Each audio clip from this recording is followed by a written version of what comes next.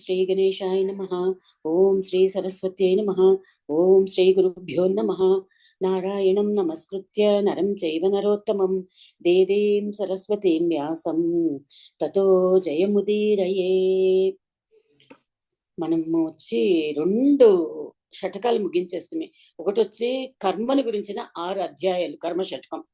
రెండవది వచ్చి భక్తిని గురించిన 6 అధ్యాయాలు భక్తి షటకం.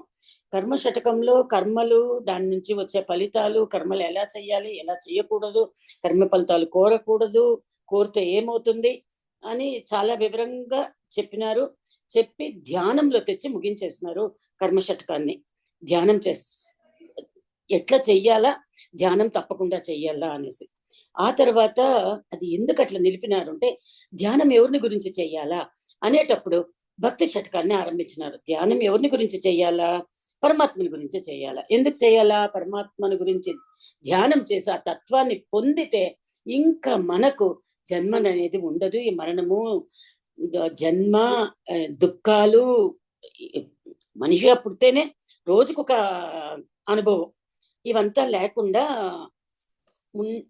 దాని నుంచి తప్పించుకునేదానికి ఎలా అనేసి ధ్యానాన్ని చెప్పి 6వ అధ్యాయంలో 7వ అధ్యాయం నుంచి పరమాత్మని గురించే ఇంచుమించు ప్రతి అధ్యాయంలోనూ పరమాత్మని గురించే చెప్పి మళ్ళీ ఆ పరమాత్మని ఎలా భక్తి చెయ్యాలా, ఆ భక్తి చేసేటప్పుడు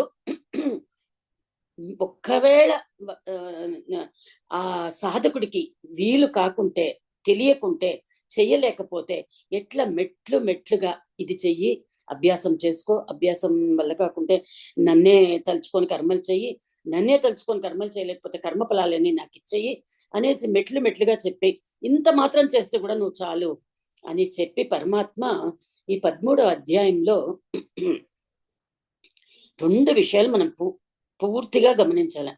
క్షేత్రము, క్షేత్రజ్ఞుడు, వీళ్ళిద్దరి మధ్యలో ఉండే భేదం, అది ఈ అధ్యాయం యొక్క విషయం. క్షేత్రము అంటే శరీరము, క్షేత్రజ్ఞుడు అంటే ఆ శరీరంలో ఉండే జీవుడు. మళ్ళా అంత మాత్రం చాలదు, క్షేత్రాలు అంటే అన్ని శరీరాలు, క్షేత్రజ్ఞుడు అంటే అన్ని శరీరాలలో ఉండే పరమాత్మ. అంటే ఇక్కడ మొత్తం 3 విషయాలు. క్షేత్రము శరీరము, క్షేత్రజ్ఞుడు జీవుడు, ఒక శరీరంలో ఉండే జీవుడు, క్షేత్రజ్ఞుడు అన్ని శరీరాల్లో ఉండే పరమాత్మ. ఈ ముగ్గురు ఉంటేనే ఆ శరీరము కదులుతుంది, జరుగుతుంది, పనులు చేస్తుంది. మనం ఇప్పుడు ఏదో వింటా ఉండం, చూస్తూ ఉండం, చెప్తా ఉండం, ఇదంతా జరగాలంటే ఈ 3 కుదిరితేనే. మనకు శరీరం కావాలా, దాంట్లో మనంగా సంపాదించి పెట్టుకున్న ఈ శరీరంలో మనం జీవుడు అనే పేరులో మనం ఉండాలా. మనకు ఆ శరీరానికి జీవుడికి ఇద్దరికి కూడా చైతన్యాన్ని ఇచ్చే పరమాత్మ చైతన్యం కూడా ఈ శరీరంలో ఉండాలి. ముఖ్యంగా ఈ ఒక్క విషయాన్ని మనం చక్కగా అర్థం చేసుకోవాలా. ఇదే విషయంగా 13వ అధ్యాయంలో పూర్తిగా చెప్పినారు. చెప్పి చివరి శ్లోకంలో కూడా ఈ విషయాన్ని తిరిగి పరమాత్మ చెప్పినారు. మనం ఇప్పుడు 13వ అధ్యాయంలో ఏం చెప్పినారు అనేసి అంటే, మనకు పరిచయంలో ఉండే, లేదు మనం వాడుతూ ఉండే, లేదు మనకు కంటికి కనిపించే ఈ శరీరాన్ని క్షేత్రము అనేసి అంటారు. ఈ క్షేత్రము నిరంతరం క్షయానికి గురి అవుతుంది. అంటే క్షయం అంటే అరిగిపోతా ఉంటుంది, తరిగిపోతా ఉంటుంది, వినాశానికి గురి అవుతా ఉంటుంది. అంతేకాకుండా ఈ వినాశానికి గురి అవతంతో నిలవదు. మరణం తర్వాత జన్మ, తిరిగి మరణము, తిరిగి జన్మ అనే ఒక చక్రానికి లోనవుతుంది ఈ శరీరము.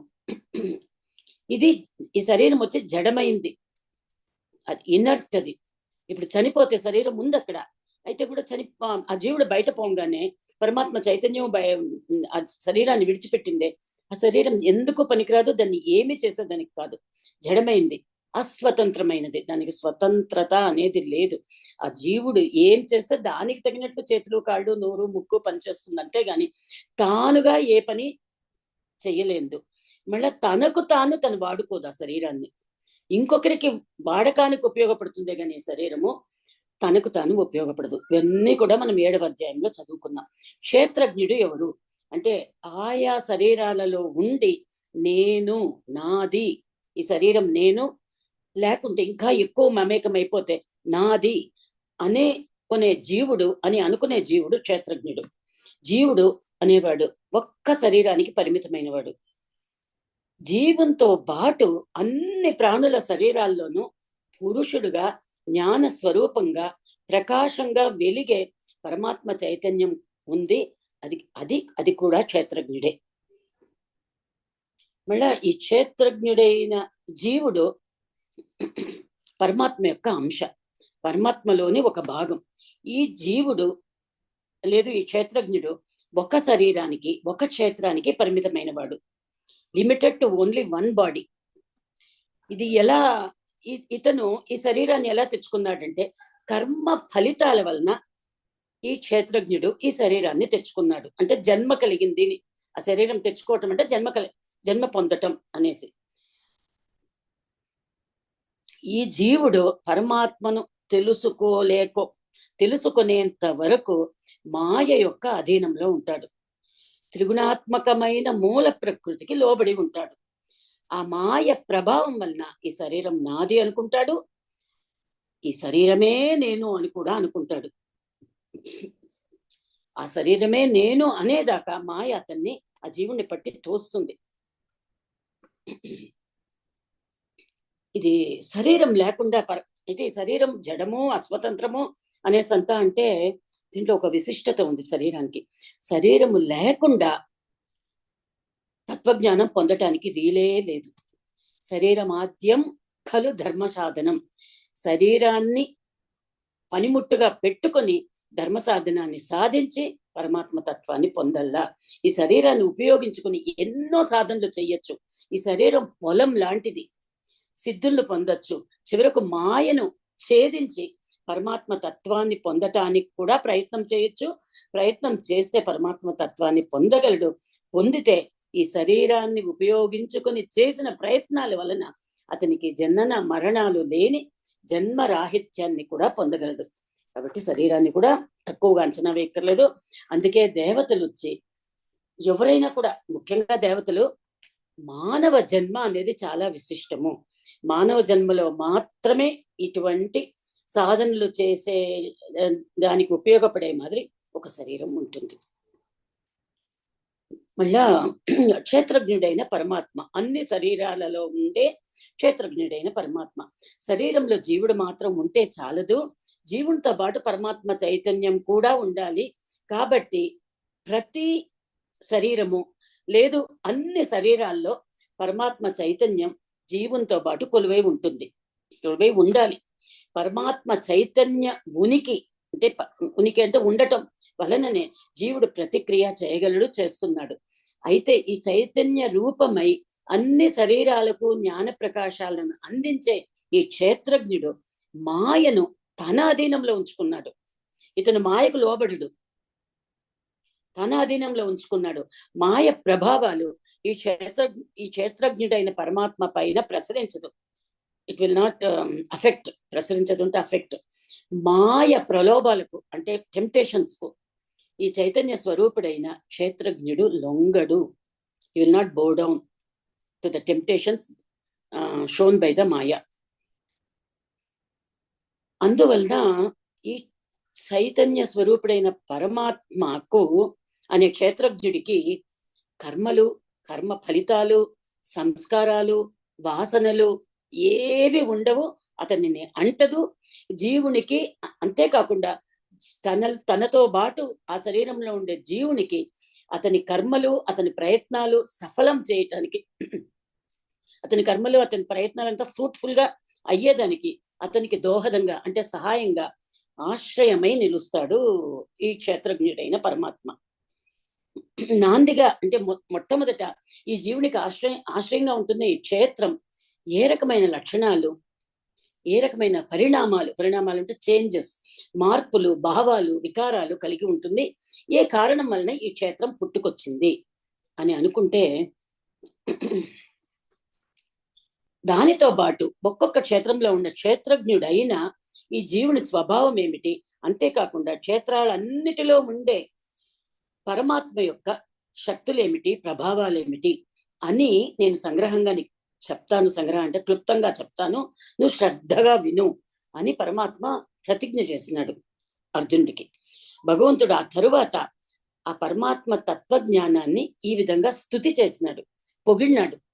ఈ praise the wisdom about God. ఈ క్షేత్రము, క్షేత్రజ్ఞ జ్ఞానము, ఇది రెండును ప్రతి ఒక్కరూ తెలుసుకోవాల్సిన అంశం. ఈ జ్ఞానం గురించి అనేక ఋషులు ఛందోబద్ధమైన మంత్రాలలో, ఉపనిషత్తుల్లో, బ్రహ్మసూత్రాలలో, ఉపభక్తులు అంటే స్టోరీస్ తో నిర్ణయాత్మకంగా, అంటే ఇంతే, ఈ విషయం ఇంతే, దీంట్లో ఏమి చర్చ లేదు, దీంట్లో ఏం మార్పు లేదు, ఇది ఇంతే అని నిర్ణయాత్మకంగా డెసిసివ్ గా బోధించిన అంశాన్ని నీకు తెలియజేస్తాను అని విను అని పరమాత్మ అర్జునుడికి చెప్పినారు. చెప్పి క్షేత్రం యొక్క ప్రధానమైన అంశాలు, శరీరం యొక్క ప్రధానమైన అంశాలు, శరీరం, జడమైన శరీరం గురించి. ఈ శరీరం అనేది 5 మహాభూతాలు, పృథ్వీ, తేజస్సు, జలము, పృథ్వీ, తేజస్సు అంటే నిప్పు, జలము, వాయువు, ఇవన్నీ పుట్టించిన అహంకారం, దానిని పుట్టించిన బుద్ధితత్వం అంటే మహత్తత్వం, టోటల్ ఇంటలెక్ట్, దానిని పుట్టించిన త్రిగుణాత్మకమైన మూల ప్రకృతి. మళ్ళా 5 జ్ఞానేంద్రియాలు, కన్ను, ముక్కు, చెవులు, నోరు, చర్మము. 5 కర్మేంద్రియాలు, కాళ్ళు, వాక్కు, చెయ్యి, మల, మూత్ర విసర్జన అవయవాలు. వీటన్నిటిని నియంత్రించే మనసు అనే 11వ ఇంద్రియం. అంతేకాకుండా ఒక్కొక్క ఇంద్రియం ద్వారా తెలుసుకునే శబ్ద, స్పర్శ, రూప, రస, గంధ అనే 5 ఇంద్రియ విషయాలు, ఇవన్నీ కూడా క్షేత్రంలో ఉంది. ఇవి భౌతికమైన విషయాలు, physical features of the body. ఇది కాకుండా మానసికమైన విషయాలు, మనసుతో సంబంధపడిన విషయాలు, మనసులో కలిగే కోరిక తీరకుంటే వచ్చే ద్వేషము లేదా కోపము, మళ్ళా ఆయా వస్తువులు సంపాదించుకున్నప్పుడు కలిగే సుఖ లేసము. లేసము అంటే చిన్న చిటికంత కూడా కాదు. ఎందుకు ఇక్కడ లేసము అనే పదాన్ని వాడినారు అంటే పరమాత్మ ఆ సుఖం అనేది ఎంత తక్కువ అంటే, ఆయా వస్తువులు దొరకకుంటే సుఖం లేదు, దొరకక ముందు, దొరికేంత వరకు సుఖం లేదు, దొరికి పూర్తయిపోయినాక సుఖం లేదు. అట్లా సుఖం అనేది చాలా చిన్న సమయమే ఉండేది. దాని వలన ఆ సుఖ లేసము ఆ తరువాత అసలు మొత్తానికే దొరకకుండా దుఃఖానికి లోను చేసే ఒక విచిత్రమైన భావన, ప్రతికూలమైన భావన, అడ్వర్స్ ఫీలింగ్ అనే భావం అనే ఈ ఇన్ని రకాల మానసిక భావాలు, మనసుకు సంబంధించినవి, ఇవన్నీ ఆ ఫిజికల్ ఫీచర్స్, ఈ మెంటల్ థాట్స్ అన్ని కలిపి ఒక సముదాయం, కూటం, సంఘాత, ఇవన్నీ చేరి పని చేస్తేనే అది శరీరం అని తెలుసుకోవాలి.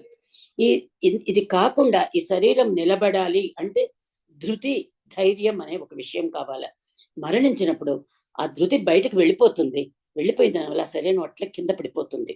ఇప్పుడు ఒకరు నడుస్తూ ఉంటారు, వాడికి టక్కన హార్ట్ అటాక్ వస్తుంది, చనిపోతాడు, టపక్కని కింద పడిపోతాడు. ఏమంటే ధృతి వెళ్ళిపోతుంది అక్కడ. ఇప్పుడు మనం శరీరంలో చెప్పుకున్న ఫిజికల్ ఫీచర్స్, మన మానసిక భావాలు చెప్పుకున్నాం. వీటిలో కనిపించేవి అన్ని లేదు, ఒకదానికొకటి కారణము అని చెప్పుకున్నవి అన్ని లేదు, మార్పులు చేర్పులు అని, వికారాలు అని అనిపించేవి అన్ని కూడా త్రిగుణాత్మకమైన మూల ప్రకృతికి సంబంధించినవే. త్రిగుణాత్మకమైన మూల ప్రకృతి కానివి ఏమీ లేదు.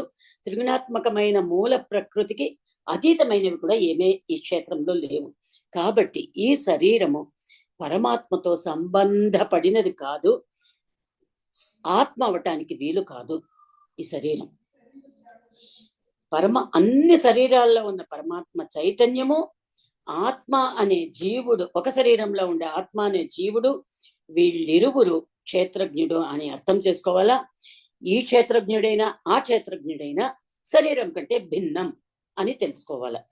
శరీరం అనేది ఒట్టి త్రిగుణాత్మకమైన మూల ప్రకృతి, జీవుడైన పరమాత్మ అయినా త్రిగుణాత్మకమైన మూల ప్రకృతి కాదు అని అర్థం చేసుకోవాలి. అందువలన శరీరం కంటే క్షేత్రజ్ఞుడు భిన్నము అనేసి తెలుసుకోవాల. ఈ రాళ్ళు రప్పలు వీటిలో లేని చైతన్య శక్తి జీవుని శరీరం తాలూకు మనసుకు జీవునితో ఆత్మ సంయోగము చెందినప్పుడు జ్ఞానశక్తిని ప్రాప్తింపచేస్తుంది. ఇన్ని పనులు జరిగితేనే ఆ జీవుడికి జ్ఞానశక్తి అనేది ఒకటి వస్తుంది. ఈ జన్మలుగా తెచ్చుకున్న కుసంస్కారాల వలన, వద్దనే సంస్కారాలు వలన మనసులో అజ్ఞానం పేరుకుపోయింది. ఆ అజ్ఞానం పేరుకుపోయిన దానివల్ల ఆ మనసుకు ఈ తత్వాలు చెప్తే కూడా అర్థం కాదు అని పరమాత్మ తనదైన శైలిలో ఆ మనసును ప్రక్షాళనం చెయ్యాలి అని కొన్ని జ్ఞాన ఉపాయాలు, జ్ఞాన సాధనాలు చెప్పినారు. ఇక్కడ తనదైన శైలి అంటే పరమాత్మ తత్వం చెప్పుకుంటూ వస్తాడు. చెప్పుకుంటూ వచ్చి అక్కడక్కడ మనసును శుభ్రపరుస్తూ ఉంటాడు. మనసు శుభ్రపడితేనే పరమాత్మ తత్వం అందుతుంది, చేరుతుంది, అర్థమవుతుంది అని పరమాత్మ క్షేత్రజ్ఞుని గురించి నీకు చెప్తాను అన్న మాటను, అన్న ప్రతిజ్ఞను నిలుపుకోకుండా అతను మొదట 20 జ్ఞాన సాధనాలు బోధించాలి నిశ్చయం చేసుకున్నారు. ఆయన వచ్చి అమానిత్వం, అదంభిత్వం, అహింస, శౌచం అని ప్రారంభించి జన్మ, మృత్యు, జర అంటే వార్ధక్యం, ముసలితనం, వ్యాధి, తెచ్చే జన్మలు, తెచ్చిపెట్టే ఇవన్నీ జన్మ, మృత్యు, జర, వ్యాధులు తెచ్చిపెట్టే జన్మలు ఇక వద్దు అనే వైరాగ్యాన్ని పొందాలి అని, మళ్ళీ ఆ తర్వాత నేను అనే భావనను పెంచి నాది అనే భావనగా మార్చగలిగే అభిష్వంగం విడిచిపెట్టాలా.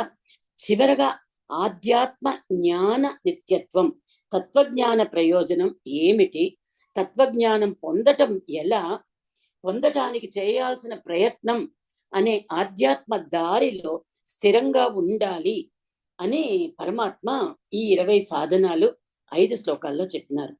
ఈ 20 జ్ఞాన సాధనాలు సాధిస్తే లౌకికమైన జీవితం కూడా సుఖమయం అవుతుంది అని తెలుసుకోవాలి అని పరమాత్మ ఈ 20 జ్ఞాన సాధనాల గురించి చెప్పినారు. ఇప్పుడు పరమాత్మ జ్ఞాన సాధనాలు చెప్పేసినారు. వీడికి సాధనాలకు మనసు శుభ్రపడేయడానికి చెప్పింది. ఇప్పుడు క్షేత్రజ్ఞుని గురించి చెప్తాను అనేసి క్షేత్రజ్ఞుని గురించి అన్ని శరీరాలలో ఉన్న క్షేత్రజ్ఞుడైన పరమాత్మను గురించి చెప్తున్నాడు. పరమాత్మ పుట్టుక మరణం లేని, ఆది అంతాలు లేని పరబ్రహ్మ అని ఈ పరమాత్మను తెలుసుకోవాల. వేదాలలో ఇలాగే పరమాత్మని గురించి ప్రతిపాదించినారు. ప్రతిపాదించడం అంటే వ్యాలిడేటింగ్. ఏ రకమైన శరీర ధర్మాలు లేనివాడు, వస్తువుల కంటే భిన్నమైన వాడు, జడమైన క్షేత్రం కంటే విలక్షణమైన వాడు. విలక్షణమైన అంటే డిఫరెంట్. ఉన్నాడు అని చెప్పలేము, లేడు అని కూడా చెప్పలేము, ఏ శబ్దాలతో వర్ణించలేము, ఇంద్రియాలకు గోచరించదు. మానవుడు సాధన చేసి మనసు శుభ్రపరుచుకొని అప్పుడు మాత్రమే తనంతట తాను తెలుసుకోగలిగే తత్వం ఇది, అనుభవంలోకి వచ్చే తత్వం ఇది. కంటికి కనిపించే విషయం అంతా తానికే అనుభవానికి వస్తుంది. ఈ పరమాత్మకు ప్రత్యేకించి ఏ అవయవాలు లేవు. ఒక శరీరంలో ఉన్న జీవునికి 2 కాళ్ళు 2 చేతులు ఉన్నట్టు సకల ప్రాణుల కాళ్ళు, చేతులు, కళ్ళు, శిరస్సు, చెవులు అన్ని కూడా పరమాత్మవే. ఇలా ఇతను ఈ పరమాత్మ చైతన్యంతో భాషిస్తూ ప్రతి వస్తువులోనూ, ప్రతి జీవిలోనూ, ప్రతి చోటులోనూ తన జ్ఞాన స్వరూపంతో ఆవరించి ఉన్నాడు. Is expansive throughout the creation. ప్రాణులందరూ, అందులోను మానవులు తమ ఇంద్రియాలతో ఏ జ్ఞానాలు పొందుతున్నారో అవన్నీ కూడా పరమేశ్వర ప్రసాదం, పరమాత్మ యొక్క అనుగ్రహం. అంటే పరమాత్మ చైతన్యం ఉండటం వలననే గుణాల ద్వారా కదలని సకల ప్రాణులు, శరీరము బయట లోపల జరిగే మార్పులు, వాళ్ళు పొందే అనుభవాలు ఇవన్నీ కూడా పరమాత్మ యొక్క అనుగ్రహమే. కాకుండా చూడటానికి పరమాత్మనే అనుభవిస్తున్నాడా, స్వీకరిస్తున్నాడా అన్నట్లు అనిపిస్తుంది. కానీ పరమాత్మ ఏ గుణాలతో వచ్చిన కార్యాలకు ఆయనకు సంబంధం లేదు. త్రిగుణాలకు అతీతుడు, ఇతను నిర్గుణుడు అని అర్థం చేసుకోవాలి మనం. ఇలా అన్నిటికీ ఆశ్రయమై అంతటా వ్యాపించి సృష్టి స్థితి లయలకు కారణమై కనిపిస్తున్నాడు ఈ పరమాత్మ. అంతటా వ్యాపించి ఉన్నా కూడా ఈ పరమాత్మ తత్వం అనేది చాలా చాలా చాలా సూక్ష్మమైనది. కాబట్టి పరమాత్మను చూడటం కష్టం. దురవగాహం, అవగాహం అంటే అర్థమయ్యేది, దురవగాహం అంటే అర్థము కాదు. ఇట్లా అన్నిటికీ ప్రకాశాన్ని ఇచ్చేటట్లు కనిపించే సూర్య చంద్రులకు కూడా ప్రకాశాన్ని ఇచ్చే స్వయం జ్యోతిష్ స్వరూపుడు అయిన ఈ పరమాత్మ యోగమాయను తన అధీనంలో ఉంచుకొని తమస్సుకు, అజ్ఞానానికి ఆవల ఉన్నవాడు అని కూడా మనం అర్థం చేసుకోవాలా. ఇలా శరీరము, క్షేత్రము, ఒక శరీరంలో ఉన్న క్షేత్రజ్ఞుడైన జీవుడు, అన్ని శరీరాలలో ఉన్న క్షేత్రజ్ఞుడైన పరమాత్మ తత్వము అనే జ్ఞానం చక్కగా సాధించాలి. వీటి మధ్య ఉన్న భేదం అర్థం చేసుకోవాలి.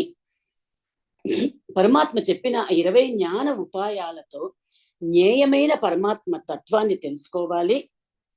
తెలుసుకొని ఆ జ్ఞేయమైన పరమాత్మ తత్వాన్ని చేరటానికి ఆ జ్ఞాన గమ్యం లేదా ఆ పరమాత్మ తత్వం ప్రతి ఒక్క ప్రాణిలో కొలువై ఉన్నాడని తెలుసుకోవాలి. తెలుసుకుంటే ఆ పరమాత్మ తత్వానికి అతి దగ్గరలో ఉన్నట్టు. ఒక్కొక్కరి హృదయంలో పరమాత్మ ఉన్నాడని మనం తెలుసుకోగలిగితే పరమాత్మ మనకు అతి దగ్గరగా ఉన్నట్టు. అలా తెలుసుకోలేకపోతే పరమాత్మ తత్వం చాలా దూరంగా ఉన్నట్టు. దీనికి మనకు హిరణ్యకశిపు ఒక బెస్ట్ ఎగ్జాంపుల్. వాడు హరి ఎక్కడ ఆయన హరి అనే పిలుస్తాడు. వెతికినాడు ప్రపంచమంతా వెతికినాడు, దొరకలేక హరి వచ్చి ఆ హిరణ్యకశిపుడు హృదయంలో ఉండుండాడు, అందరి హృదయాల్లో ఉండే మరి. అయితే ఆయన అన్ని తావుల్లో వెతికినాడు. ఇటువంటి పరమాత్మ మీద భక్తి, ప్రీతి సవ్యంగా ఉంచాలి. శరీరము నేను అన్న అల్ప భావం నుండి బయటకు రావాలి. ఇలా జ్ఞానాన్ని పొంది పరమాత్మ తత్వమైన జ్ఞేయాన్ని సాధించిన ఈ భక్తుడు పరమాత్మ నుండి, లేదా పరమాత్మ చెప్పినట్లు అనుకుంటా, నా నుండి విడివిడిన ఈ నా భక్తుడు, లేదు నా నుండి బయటకు వచ్చిన నా భక్తుడు, ఈ జీవుడు నాలో ఐక్యం అవటానికి, మోక్షం పొందటానికి యోగ్యుడవుతున్నాడు. ఇలా ఇతనికి యోగ్యత సంపాదించుకున్నప్పుడు అఖండమైన పరిపూర్ణమైన ఆనందాన్ని పొందుతాడు. మద్భక్త అన్నది చాలా చాలా ప్రధానమైన అంశం. ఇది వచ్చి సకల ఉపనిషత్తుల సారం, మొత్త గీతామృతం సారం కూడా ఇది.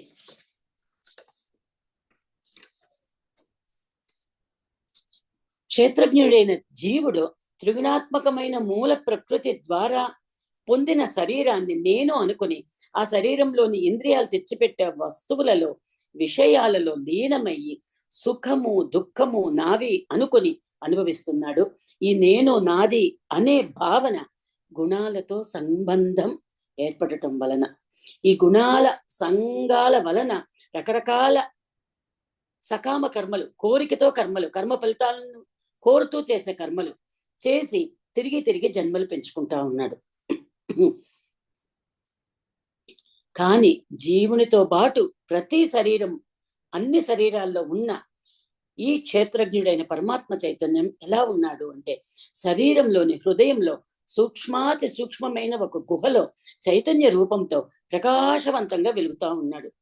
మాయావశంలో చిక్కుకొని కర్మ ఫలితాలను కోరుతూ క్షేత్రజ్ఞుడైన జీవుడు చేసే ప్రతి మానసిక ఇంద్రియ క్రియలకు చైతన్య శక్తిని ఇచ్చి సాక్షిగా నిలుస్తున్నాడు. ఆ జీవి యొక్క క్షేత్రాన్ని పాలిస్తాడు, పోషిస్తాడు, భరిస్తాడు. సకల ప్రపంచాన్ని తన నియంత్రణలో పెట్టుకోగలిగే సర్వాంతర్యామి అయి ఉన్నాడు, సర్వాధిపతి అయి ఉన్నాడు. క్షేత్రజ్ఞుడైన జీవుడితో పాటు ఇదే శరీరంలో ఉన్న దేహేస్మిన్ అనే క్షేత్రజ్ఞుడైన పరమాత్మ మహేశ్వరుడు. ఎప్పుడు జీవుడు తన ఉనికిని గమనించి ఆ పరమాత్మ అంశ అయిన తాను తన స్వస్థానం చేరాలి అని ప్రయత్నం చేస్తాడు అని వేచి ఉంటాడు. ఆ జీవుడు ప్రయత్నం చేస్తే పరమాత్మ అతనికి సకల ప్రేరణలు ఇచ్చి, ప్రేరణ అంటే ఉందుదల ఇచ్చి ఆ జీవుని ప్రయత్నం సఫలం అవడానికి దోహదంగా సహాయంగా నిలుస్తాడు. ఇది వచ్చి 18వ అధ్యాయంలో 61వ శ్లోకం చాలా బాగుంటుంది. ఫేవరెట్ శ్లోకం ఇది. చాలా బాగా దాన్ని వివరించుండారు 18వ అధ్యాయంలో. మీరు విన్నప్పుడు మీరు ఎంజాయ్ చేయండి.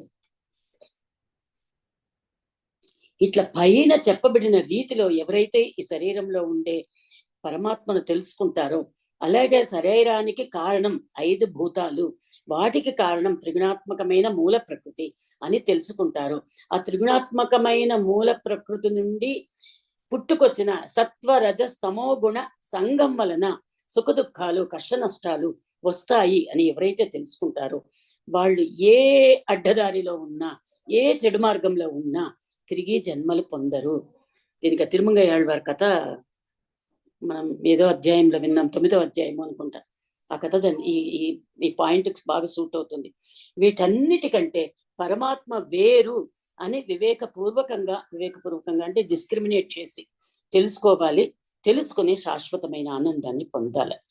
సరే, ఇలాంటి ఆత్మజ్ఞానం ఎలా పొందాలి?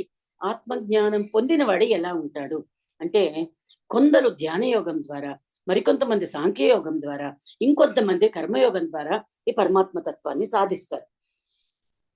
సాధించి ఆత్మ సాక్షాత్కారం కూడా పొందుతారు. కొందరు శాస్త్రపరమైన ఉపదేశాలు విని శృతి పరాయణ ఉపాసన చేసి, ఆ ఉపదేశాలను ఉపాసన చేసి మృత్యువును దాటుతారు. జీవునికి పరమాత్మకు సంబంధం ఏమిటి, జీవునికి శరీరానికి ఉన్న సంబంధం ఏమిటి అని తెలుసుకోవాలి అని ఒక అతి స్వల్పమైన ప్రయత్నంతో ప్రారంభించి పై స్థాయిలకు తీసుకుని వెళ్ళేవారు కూడా మృత్యువును దాటుతారు.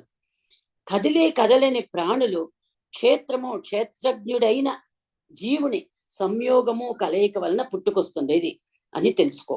ప్రతి వస్తువుల్లో సమానంగా ఉంటున్న క్షేత్రజ్ఞుడైన ఈ పరమాత్మ ఆ వస్తువులు వినాశానికి గురి అవుతున్నా తాను వినాశానికి లోనవకుండా నిత్యంగా, స్థిరంగా, సత్యంగా ఉంటున్నాడని కూడా తెలుసుకో. శరీరము, ఇంద్రియాలు, అవయవాలు, క్రియలు త్రిగుణాత్మకమైన మూల ప్రకృతికి సంబంధించినది. అది అపరా ప్రకృతి, పరమాత్మతో సంబంధం లేదు. పర అంటే పరమమైనది, గొప్పది. అపర అంటే కాదు, అది అపరా ప్రకృతికి సంబంధించింది. మనం 7వ అధ్యాయంలో 4వ శ్లోకంలో చదివినాం ఇది, 4-5లో. క్షేత్రజ్ఞుడైన నేను పరమాత్మ అంశ అయిన జీవుడైన నాకు సంబంధము లేదు అని తెలుసుకోవాలి. అది అపరా ప్రకృతి, నేను పరాప్రకృతి. అపరా ప్రకృతితో పరాప్రకృతి అయిన జీవుడైన నాకు దాంతో సంబంధం లేదు అని తెలుసుకోవాలి. ఆ భావనను పెంచుకోవాలి. పెంచుకుంటే అతను అప్పుడు జన్మ అనే హింస నుండి బయటపడతాడు. జన్మ అనేది ఒక హింస. కనిపించే భూతాలన్నీ ఏకరూపమైన పరమాత్మ స్వరూపంలోనే ఉన్నాయి, పరమాత్మ నుండే పుట్టాయి, పరమాత్మలోనే లయ అవుతుంది అనే భావనను మనసులో స్థిరంగా ఉంచుకోవాలా. దాన్ని ఆ భావనలో స్థిరపడాలా. అప్పుడు అతను పరమాత్మగా మారగలుగుతాడు. రకరకాల దారులలో ఎట్లా మనము ఈ జన్మ నుంచి తప్పించుకోవచ్చు అనేసి రకరకాలుగా చెప్తా ఉన్నాడు పరమాత్మ. కర్మలు చేస్తూ జన్మలు ధరిస్తూ కనిపిస్తూ ఉన్న పరమాత్మ కర్మలు చేయటం లేదు, అది జన్మలు కాదు, అయితే చేస్తున్నట్లు కనిపిస్తున్నాడు. ఎట్లా అంటే ఆయనకు 2 రకాల వినాశాలు లేదు. స్వరూపత అనాదిత్వాత్ అనే వినాశం లేదు, పుట్టుక మరణం లేదు. నిర్గుణత్వాత్ గుణాలతో సంబంధము లేదు. శరీరస్థోపి శరీరం ధరించినట్లు కర్మలు చేస్తున్నట్లు కనిపించిన నా కరోతి క్రియలకు బాధ్యుడు కాడు. నా లిప్యతే క్రియా ఫలితాలను అనుభవించడు. ఇది ఎలా అంటే, సర్వత్రా వ్యాపించి ఉండే సూక్ష్మమైన ఆకాశంలో ఆకాశంలో ఎన్ని వస్తువులు ఉంది, ఆ వస్తువులతో దేంతో కూడా ఆకాశానికి సంబంధం కలిగి ఉండదు. అలాగే అన్ని ప్రాణుల దేహాల్లో ఉండే పరమాత్మకు ఏ దేహాలతోనూ వాటి ధర్మాలతోనూ అతనికి సంబంధం కలిగి ఉండదు. ఒకటి. ఇంకొకటి, లోకాలన్నీ ప్రకాశింపచేసే సూర్యుడికి లోకాలలో ఉన్న వస్తువులతో ఎలా సంబంధము లేదో, ప్రకాశింపచేస్తాడో ఆ సూర్యరశ్మి వస్తువుల పైన పడుతుంది, వస్తువులు కనబడుతుంది, అయితే కూడా ఆ సూర్యుడికే వస్తువులకు సంబంధం లేదు. అలాగే ఈ శరీర మనో ఇంద్రియాలనన్నిటినీ కూడా తన చైతన్య శక్తితో ప్రకాశింప చేస్తున్న ఈ పరమాత్మ ఆ శరీర ఇంద్రియాలతో జరిగే క్రియలతో సంబంధము లేనివాడు అని కూడా మనం అర్థం చేసుకోవాలా. చేసుకుని 34వ శ్లోకంలో పరమాత్మ 13వ అధ్యాయం సారాంశం మొత్త గీతా సారాంశం కూడా చెప్పినాడు అనేసి అనుకోవచ్చు మనం. క్షేత్రజ్ఞుడైన పరమాత్మకు ఉండే భేదం ఏమిటి, క్షేత్రజ్ఞుడైన జీవునికి ఉండే భేదం ఏమిటి అనేసి ఎట్లా తెలుసుకోవాలి అంటే, శాస్త్రాలు ఆచార్యుల వద్ద ఉపదేశాల మూలంగా తెలుసుకుని తద్వారా పుట్టుకొచ్చిన జ్ఞాన చక్షువుతో తెలుసుకోవాలి. శాస్త్ర ఆచార్య ఉపాసనా జనితమైన జ్ఞాన చక్షువుతో తెలుసుకోవాలి. ఈ భూతాలన్నిటికీ ప్రకృతి ఏమిటి, త్రిగుణాత్మకమైన మూల ప్రకృతి అని తెలుసుకోవాలి. ఈ త్రిగుణాత్మకమైన మూల ప్రకృతి మాయను ఎలా తొలగించుకోవాలి, ఎలా విడిచిపెట్టాలి అనే దాని మీద కూడా సాధన చేసి తెలుసుకోవాలి. క్షేత్రం త్రిగుణాత్మకమైన మూల ప్రకృతికి సంబంధించిన జడమైన వెలగని ప్రకాశము లేని చైతన్యము లేని ఒక విషయం. క్షేత్రజ్ఞుడు పరమాత్మ చైతన్య శక్తి కలిగి క్షేత్రం కంటే విభిన్నమైన వాడు, విలక్షణమైన వాడు, వేరే రకమే వేరే. క్షేత్రాలు శరీరాలన్నీ, క్షేత్రజ్ఞుడు శరీరాలన్నిటిలో ఉన్న పరమాత్మ, ఈ ఇద్దరి తేడా కూడా తెలుసుకోవాలి. క్షేత్రం ఒక శరీరం, క్షేత్రజ్ఞుడు ఆ ఒక్క శరీరానికి చెందిన జీవుడు, వాళ్ళిద్దరి మధ్యలో ఉన్న తేడాను కూడా తెలుసుకోవాలి. ఇది ఎలా సాధ్యము అంటే పరమాత్మ చెప్పిన ఆ జ్ఞాన సాధనాలు చేయాలి, ఈ తేడాలను తెలుసుకోవాలి. ఈ విషయాలను గురించే వింటూ ఉండాలి, శ్రవణం చేయాలి. విన్న విషయాన్ని మనసులోకి ఎక్కించుకుంటూనే ఉండాలి, మననం చేస్తూనే ఉండాలి. ఎక్కించుకున్న విషయాన్ని మనము విని మననం చేసి గ్రహించుకొని మనసులో నిలుపుకున్న విషయాలను ఎంతో కొంత సాధనలోకి, అంటే ప్రాక్టికల్ లైఫ్ లో తెచ్చుకోవాలి. అది నిధిధ్యాసం చెయ్యాలి. దీనికి ఫలితం తప్పకుండా ఉంటుంది అని కూడా హామీ ఇస్తున్నాడు పరమాత్మ. మెల్లమెల్లగా సాధించుకుంటే వారు నన్ను పొందుతారు అనేసి ఈ పరమాత్మని గురించి 2 వాక్యాలు, సత్యం జ్ఞానం అనంతం బ్రహ్మ ఏకమేవ అద్వితీయం అని 2 వాక్యాలు వేదాల్లో ప్రతిపాదించున్నారు. ఇది చాలా చాలా గొప్ప వాక్యాలు. ఇది తిరిగి మనం భగవద్గీత చెప్పేటప్పుడు వినున్నాము. సత్యం అంటే నిత్యమైనది, సత్యమైనది, ఎల్లప్పుడూ ఉండేది. జ్ఞానం అంటే ప్రకాశంతో, గొప్ప ప్రకాశంతో, జ్ఞాన ప్రకాశంతో వెలిగిపోయేవాడు పరమాత్మ. అనంతం అంటే ఆయనకు హద్దులు లేదు, పరిధులు లేదు, అంతటా వ్యాపించి ఉన్నాడు. ఎక్కడ ఆయనకు ప్రిసింక్ట్స్ అనేది లేదు, పూర్తి జాగా వ్యాపించి ఉన్నాడు. బ్రహ్మ అంటే పరబ్రహ్మ, ఆయన కంటే గొప్పదైన వస్తువు ఇంకొకటి లేదు, పరబ్రహ్మ. అది అసత్యం జ్ఞానం అనంతం బ్రహ్మ ఏకమేవ అద్వితీయం. పరమాత్మ అనేవాడు ఒక్కడే ఉండేది, రెండవ వస్తువు లేదు. ద్వితీయం అంటే 2, అద్వితీయం ఏకమేవ, ఒకటే ఉండేది అని చెప్తున్నారు. కాబట్టి మనల్ని కూడా ఆ మాయా ప్రభావాల్లోకి పోనిచ్చకుండా ఆ పరమాత్మ మనల్ని కాపాడి మనకి 13వ అధ్యాయంలో చెప్పిన విషయాలన్నీ మనకి తలకెక్కి మనమందరూ కూడా జన్మ లేని ఒక మరణాన్ని పొందాలా అనేసి ప్రార్థిస్తా ఉన్నాను.